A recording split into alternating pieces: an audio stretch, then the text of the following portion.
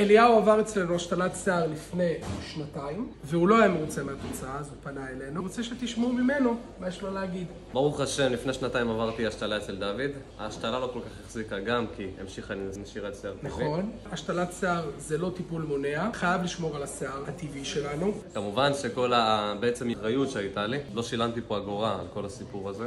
על השתלה הנוספת. דבר מדהים, כי יש גם עלויות מעבר לאחריות שאמורות להיות. ודוד באמת לקח את האחריות ב100% ונתן לי 200%. לא פחות מההשתלה הקודמת ואפילו יותר. רפואה זה לא מדע מדויק. אז ברגע שאנחנו מבצעים כל הליך רפואי כזה או אחר, יש סיכויים שזה לא יצליח. אנחנו יודעים שהיום סיכויי הצלחה בין 97 ל-98%, אינדיבידואלי כמובן בין מטופל למטופל.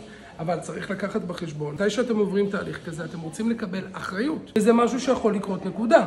אז אתם צריכים שיהיה לכם מענה. אז הנה, הסיפור שלו. ובעזרת השם עוד חצי שנה, נראה גם את התוצאות שלך.